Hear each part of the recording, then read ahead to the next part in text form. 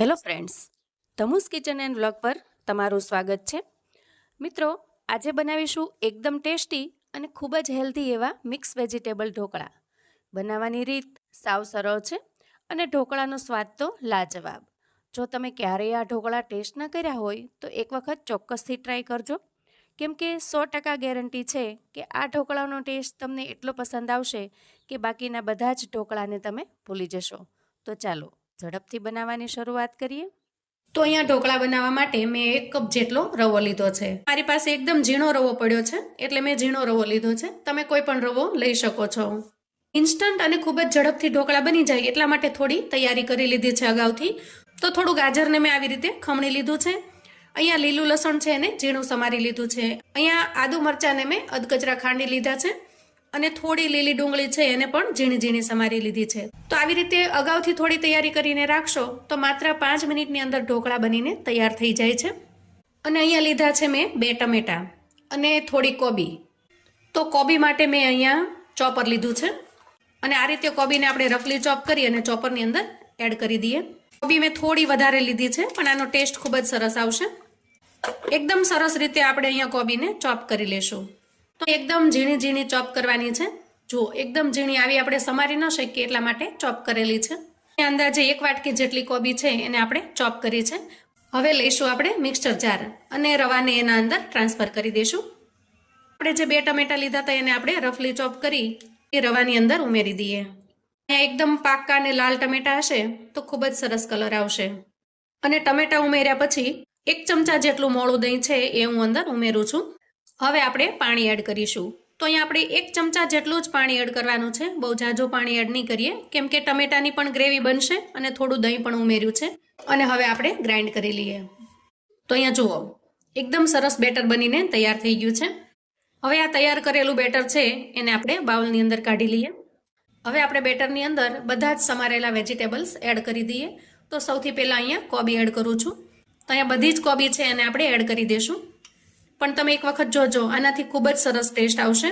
અને ફરી જ્યારે પણ બનાવશો ત્યારે તમે આવી રીતે ચોપ કરીને કોબી ચોક્કસ ઉમેરશો. સમારેલું ગાજર છે એને એડ કરી દઈએ. અધકચરા સમારેલા આદુ મરચાં છે એની પેસ્ટને પણ ઉમેરી દઈએ. ઝીણું સમારેલું લસણ અને ઝીણી સમારેલી ડુંગળી પણ એડ કરીએ. જો અહીંયા તમે લસણ અને ડુંગળી ન ખાતા હો તો બંને વસ્તુને સ્કીપ કરી શકો છો. તો તમારે ખાલી વેજીટેબલ્સ ઉમેરવાના, એનાથી પણ ખૂબ જ સરસ ટેસ્ટી બનીને તૈયાર થશે. હવે સૌથી પહેલા બધી વસ્તુને આપણે મિક્સ કરી લઈએ. તો મિત્રો, ક્યારેક થાક લાગ્યો હોય અથવા તો ક્યારેક ઉતાવળ હોય અને એમ થાય કે ઇન્સ્ટન્ટ ઝડપથી કશુંક એવું મળી જાય કે મજા આવી જાય, તો આ ઢોકળા એવા સરસ બનીને તૈયાર થશે કે તમને મજા પડી જશે. હવે આ બેટરને આપણે 5 મિનિટ માટે ઢાંકીને રહેવા દઈએ, જેથી કરીને બેટર રવાનું છે તો રવો જેટલો ફૂલવો હશે એટલો ફૂલી જશે અને પછી આપણે ફટાફટ ઢોકળા ઉતારી લેશું. તો અંદાજે 5 મિનિટ જેટલો સમય થયો છે અને આપણે બેટરને ચેક કરી લઈએ. તો અહીંયા તમે જુઓ બેટર છે એ થોડું ઘાટું થઈ ગયું છે. તો આપણે બેટરની કન્સિસ્ટન્સી થોડી અમથી ઢીલી હોય એ રીતની કરવાની છે. તો અહીંયા હું થોડું પાણી ઉમેરું છું. અંદાજે આપણે 3 થી 4 ચમચી જેટલું પાણી ઉમેર્યું છે અને બેટરને આપણે મિક્સ કરી લઈએ. તો સ્વાદ પ્રમાણે મીઠું એડ કરીશું.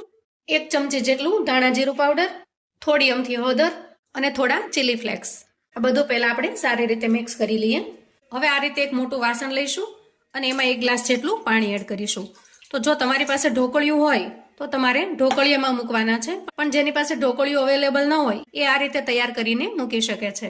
તો પાણી નાખ્યા પછી એના અંદર આપણે સ્ટેન્ડ મૂકીશું અને સ્ટેન્ડની ઉપર આપણે કોઈ થાળી કે ડીશ આવી રીતે સેટ કરીશું અને તેલથી સારી રીતે ગ્રીસ કરી લઈશું. હવે આપણે વાસણને ગેસ ઉપર મૂકીશું, જેથી કરીને પાણી ગરમ થઈ જશે અને જ્યારે આપણે એના અંદર બેટર નાખીશું ત્યારે એકદમ સરસ ફૂલેલા ઢોકળા બનીને તૈયાર થશે. ગેસ ઉપર મૂકેલા વાસણની અંદર પાણી સરસ ગરમ થઈ જાય અને વરાળ થવા માંડે ત્યારે આપણે આ મિશ્રણ લઈશું અને એના અંદર 1 ચમચી જેટલો અહીંયા ઈનો ફ્રૂટ સોલ્ટ ઉમેરીશું. તો અહીંયા 1 ચમચીમાં થોડું બાકી રહે એ રીતે મેં ઈનો લીધો છે અને થોડું અમથું પાણી નાખી ઈનોને આપણે એક્ટિવેટ કરી લેશું અને મિશ્રણની અંદર આપણે સારી રીતે મેળવી લેશું. તો અહીંયા તમે જુઓ ઈનો નાખી અને આપણે થોડી વાર ફેંટી લીધું છે અને હવે જઈશું ગેસ તરફ. એની અંદર પાણી ખૂબ સરસ ગરમ થઈ ગયું છે અને તમે જુઓ વરાળ નીકળવા માંડી છે. હવે આ સમયે આપણે ઢોકળાનું બેટર છે એને થાળીમાં એડ કરી દઈશું. તો મિત્રો, વેજીટેબલ્સને તમે કટ કરીને અગાઉથી તૈયાર રાખશો તો આ થાળી તમે 10 મિનિટમાં બનાવીને તૈયાર કરી શકશો. તો આ રીતે લીડ ઢાંકી અને 7 થી 8 મિનિટ માટે થવા દઈએ. અહીંયા અંદાજે 7 થી 8 મિનિટનો સમય થયો છે અને આપણે લીડ ખોલીને ચેક કરી લઈએ. તમે જુઓ ટૂથપીક એકદમ કોરી બહાર આવે છે, એટલે કે અહીંયા ઢોકળા ખૂબ જ સરસ તૈયાર થઈ ગયા છે. અહીંયા તમે લુક જોઈ શકો છો, એકદમ સરસ બનીને તૈયાર થયા છે. હવે આપણે આ ડીશને બહાર કાઢી લેશું અને ઠંડી થવા દેશું. તો અહીંયા જુઓ થાળી એકદમ ઠરી ગઈ છે. હવે આપણે કટ કરી લઈએ.